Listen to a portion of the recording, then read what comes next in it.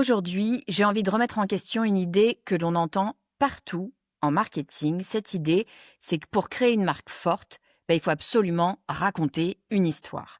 Depuis des années, le storytelling, le personal branding, tout ça s'est présenté comme un peu l'outil ultime pour capter l'attention, pour créer de l'engagement et puis pour développer une vraie relation durable avec ses clients. Alors forcément, on a beaucoup d'entrepreneurs qui se retrouvent bloqués parce que, ils se disent: «Bah, ouais, le problème, c'est que moi, j'ai pas d'histoire, franchement incroyable à raconter». Ou alors ils se disent: «Mon parcours n'a littéralement rien d'exceptionnel». Vous en avez certains qui finissent même par, chercher à créer des histoires qui n'existent pas, des anecdotes, des trucs qui ne se sont pas passés, parce qu'ils pensent que ça va rendre leur marque plus intéressante. Sauf que, lorsqu'on regarde les marques auxquelles, on est le plus attaché, on se rend compte d'une chose qui est assez surprenante. On ne les aime pas forcément parce qu'elles racontent des histoires, on les aime parce qu'elles nous font ressentir quelque chose. Elles vont nous rassurer, elles vont nous inspirer, elles nous donnent confiance ou alors tout simplement elles nous procurent du plaisir, et puis elles nous permettent parfois, de nous reconnaître dans une identité, dans une communauté et c'est là que se trouve la nuance essentielle. Le storytelling n'est pas un objectif, c'est simplement un moyen parmi d'autres pour provoquer une émotion. Alors dans cet épisode, je vous propose qu'on explore une question qu'on aborde finalement, assez rarement. Cette question, c'est comment est-ce qu'on fait pour créer de l'attachement émotionnel quand on ne s'appuie pas sur le storytelling? Alors on va voir pourquoi l'émotion, en fait, elle est bien plus importante que l'histoire en elle-même. On va regarder quels sont les mécanismes qui vont créer une connexion forte avec une marque et puis surtout, on va identifier les leviers concrets que vous pouvez activer dès aujourd'hui pour renforcer votre impact en marketing. Parce que au fond, votre client, il ne se souvient pas forcément de votre histoire. En revanche, il se souvient très, très longtemps de ce que vous lui avez fait ressentir.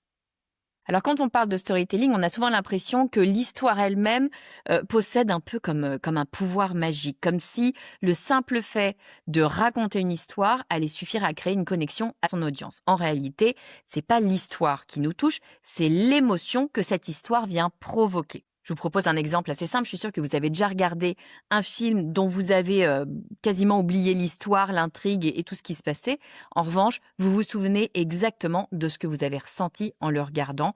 Vous vous souvenez d'avoir ri, vous vous souvenez peut-être d'avoir été inspiré, d'avoir eu peur, d'avoir été ému. Le cerveau humain est conçu pour se souvenir de ces expériences émotionnelles. Les émotions servent de raccourcis mentaux pour le cerveau. Elles nous permettent d'évaluer rapidement les situations et puis du coup de prendre des décisions sans avoir à revenir et analyser tous les éléments à chaque fois.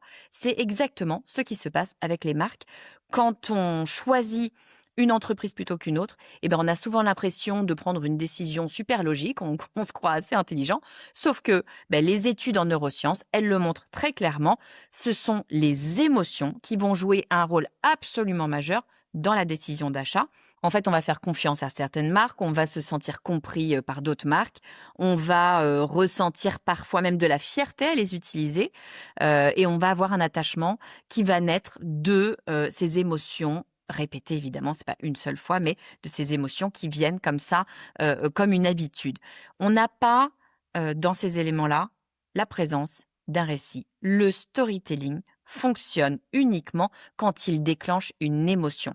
S'il ne produit aucune réaction émotionnelle, il reste simplement une histoire parmi plein d'autres histoires. Ce qu'il faut comprendre, c'est que le storytelling, c'est jamais qu'un véhicule parmi d'autres. Le problème du storytelling, c'est qu'il est souvent présenté comme une finalité. Sauf qu'en fait, c'est juste un outil. C'est un outil, certes, qui est particulièrement efficace, mais enfin, ça reste quand même juste un outil. Alors imaginez que vous voulez vous rendre quelque part. Vous pouvez prendre votre voiture, vous pouvez prendre un train, vous pouvez prendre un vélo, vous pouvez marcher. L'important, c'est pas évidemment tant le moyen de transport, l'important, c'est d'arriver à cette fameuse destination. En marketing, la destination, c'est l'émotion. Le storytelling, ça n'est que l'un des véhicules possibles et il existe plein d'autres moyens d'atteindre le même résultat. Qu'est-ce qu'on a comme autre moyen? On va avoir, le design produit, par exemple, qui va pouvoir créer du désir. Vous allez avoir une expérience client fluide qui va, peut-être, générer du soulagement. Vous avez, un service exceptionnel qui va pouvoir créer, peut-être de la gratitude ou alors une identité visuelle, forte qui va produire, un sentiment d'appartenance. Dans tous ces cas, aucune histoire n'est nécessaire alors que l'émotion, elle, elle est hyper présente. Cette distinction, elle est essentielle parce que, elle vient libérer, énormément de créateurs d'entreprises, de communicants. Vous n'avez pas besoin de chercher un récit extraordinaire dans votre passé. Vous n'avez pas besoin d'inventer un récit extraordinaire dans votre passé. Vous n'avez pas besoin, de transformer ce que vous avez fait en absolue épopée formidable. Votre mission, elle consiste avant tout à comprendre quelles sont les émotions que votre marque déclenche naturellement. Alors, si vous regardez, il y a certaines marques qui n'ont pas d'histoire forte et pourtant, elles arrivent à créer cette relation très, très forte. Parfois, ce sont des marques qui sont incontournables sans que leur fondateur, par exemple, ne soit du tout au centre de la communication. Elles racontent pas leur parcours, elles publient pas des grandes sagas inspirantes et pourtant, leurs clients vont développer un attachement véritablement profond.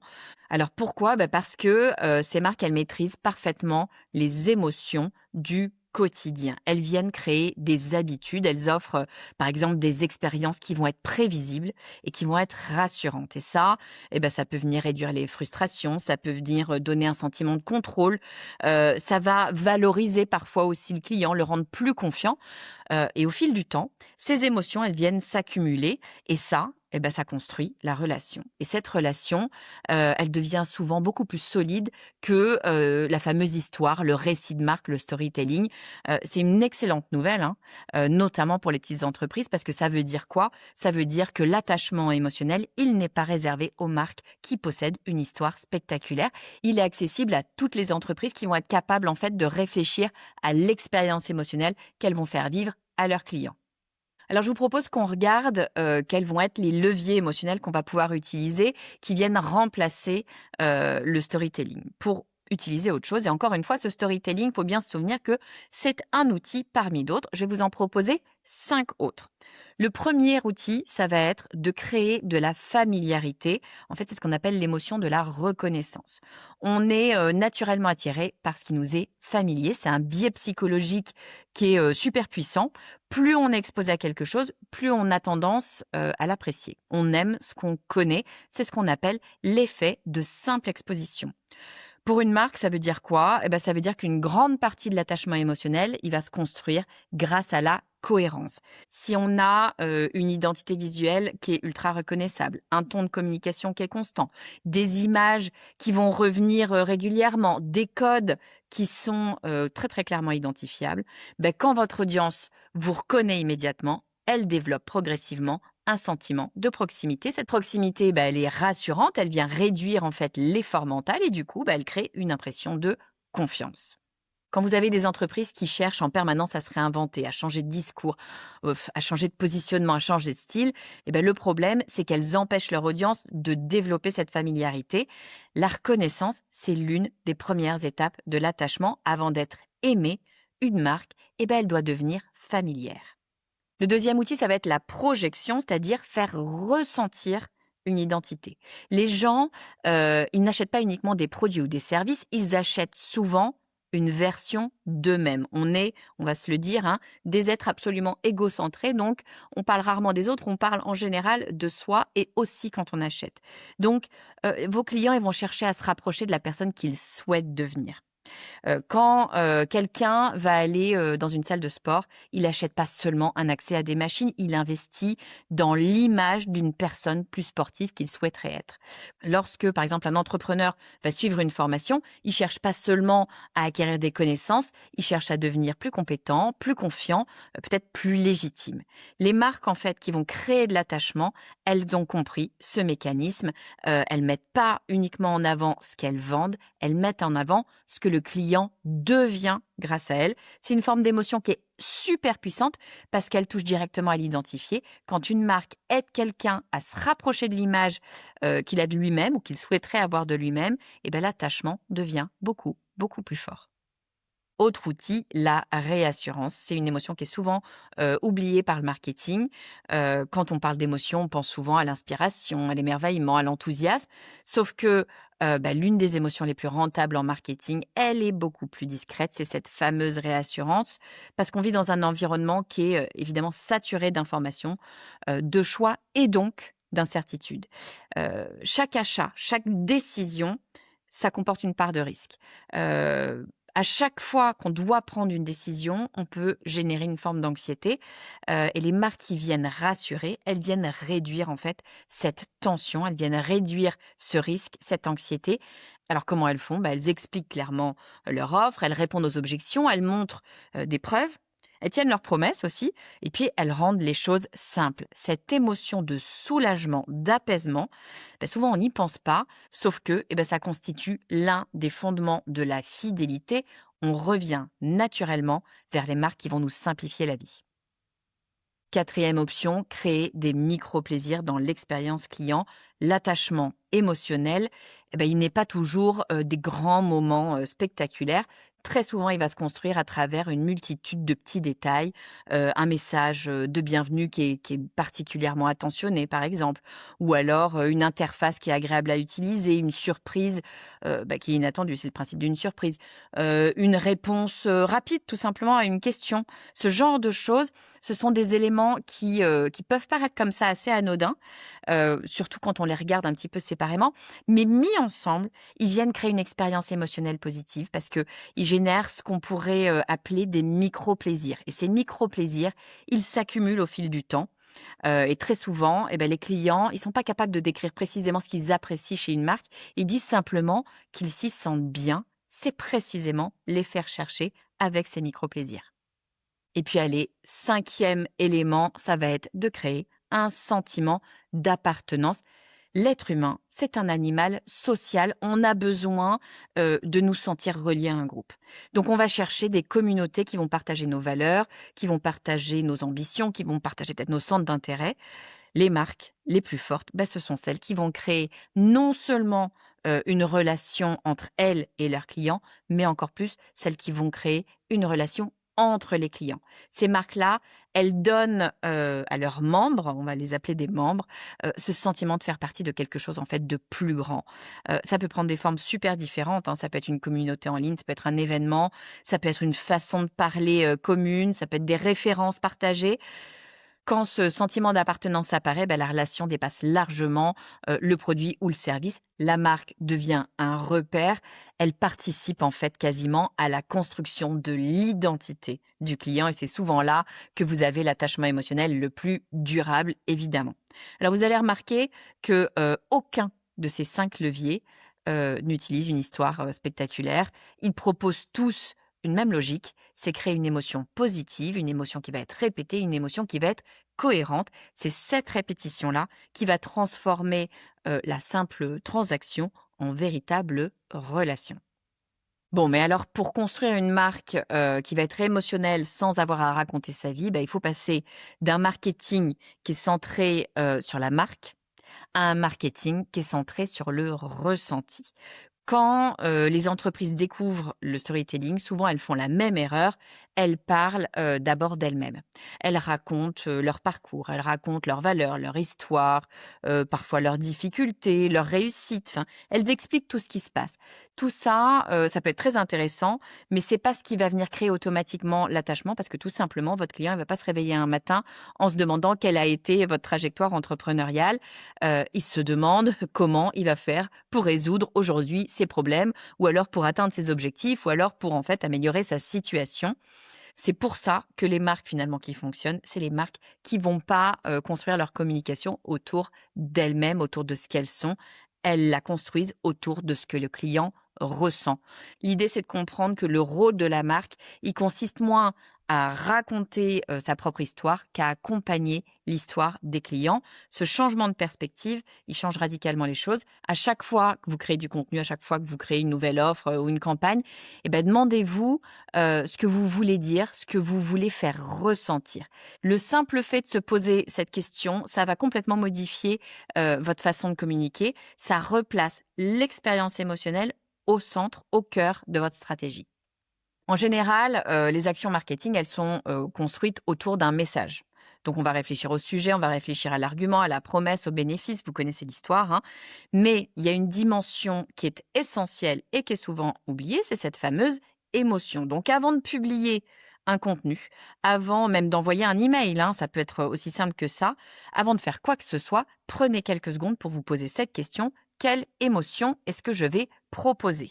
Est-ce que vous voulez rassurer? Est-ce que vous voulez motiver? Est-ce que vous voulez, inspirer? Est-ce que vous voulez créer un sentiment d'urgence? Ou au contraire, est-ce que vous voulez donner confiance? Est-ce que vous voulez faire sourire? Enfin, des émotions, il y en a plein et cette approche-là, ça va apporter une vraie, nouvelle cohérence à votre communication. Au lieu de créer du contenu, isolé, vous allez commencer à construire des expériences émotionnelles. Votre audience, du coup, elle va pas, recevoir seulement des informations, elle va vivre une sensation et cette sensation, elle va être récurrente. C'est là où c'est important, elle va être récurrente, répétée à chaque fois qu'elle vient au contact de votre marque. C'est cette répétition émotionnelle qui va devenir progressivement votre signature. Vous avez des marques qui vont être associées, à la sérénité. Vous en avez qui vont être associées à l'audace. Vous en avez d'autres qui vont être associées, par exemple, à la simplicité ou alors à l'excellence. Cette perception, elle n'arrive pas là par hasard, c'est le résultat d'émotions qui ont été provoquées de manière constante au fil du temps. Alors pour terminer, je voudrais vous proposer un petit exercice. On va se poser 3 questions. Première question, quelles sont les émotions que mes clients ressentent quand ils ont une interaction avec ma marque? Deuxième question, quelles émotions est-ce que j'aimerais qu'ils ressentent davantage? Est-ce que, par exemple, c'est, de la confiance, de la motivation, du soulagement, du plaisir? Il peut y avoir plein d'émotions, différentes. Troisième question, quels éléments concrets de mon marketing peuvent générer ces émotions? Est-ce que c'est mes contenus? Est-ce que c'est mon service client? Est-ce que c'est, mon expérience d'achat, mes emails, mon identité visuelle, mes offres? Quels sont les éléments qui vont générer potentiellement cette émotion? À partir de là, vous pouvez construire ce que j'appelle une carte émotionnelle. Une carte émotionnelle, c'est une sorte de boussole qui vient guider vos décisions d'achat. L'objectif, il est plus simplement de transmettre des informations. L'objectif, il devient de créer des expériences émotionnelles cohérentes. Cette approche, elle présente un avantage qui est considérable. Elle fonctionne quel que soit votre secteur d'activité. Vous n'avez pas besoin d'avoir un parcours, de dingue. Vous n'avez pas besoin d'avoir une histoire, exceptionnelle. Vous avez simplement besoin de comprendre ce que votre audience ressent aujourd'hui et ce qu'elle devrait ressentir davantage demain. C'est souvent là que vient se construire la vraie différence entre une marque, que l'on connaît et une marque à laquelle on va s'attacher et c'est précisément cet attachement qui transforme votre client occasionnel en un client fidèle et parfois en un ambassadeur. Bon alors je résume, quand on parle d'attachement émotionnel, le storytelling en général, il occupe toute la place. Sauf que ce qu'il faut avoir en tête, c'est que l'histoire n'est pas la destination, c'est l'émotion. Le storytelling, ça reste un outil absolument formidable, me faites pas dire ce que j'ai pas dit, hein, je suis pas en train de dire qu'il faut laisser tomber le storytelling, c'est un outil formidable pour transmettre une émotion, mais c'est pas le seul. On s'attache en fait aux marques qui vont venir, nous rassurer, aux marques qui vont venir nous comprendre, aux marques qui vont nous aider peut-être à devenir la personne qu'on voudrait être, et puis aux marques qui rendent notre quotidien plus simple, plus agréable, plus inspirant. Donc en fait, on s'attache aux expériences que la marque nous fait vivre bien plus qu'à ce que la marque vient nous raconter. C'est une très, très bonne nouvelle pour toutes les entreprises, tous les entrepreneurs, tous les communicants qui pensent qu'ils n'ont pas une histoire formidable à raconter.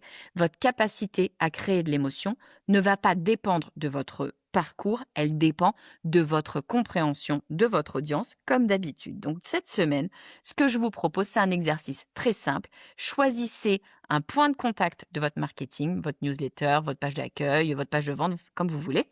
Et puis posez-vous une question, quelle émotion est-ce que je cherche réellement à provoquer à cet endroit-là?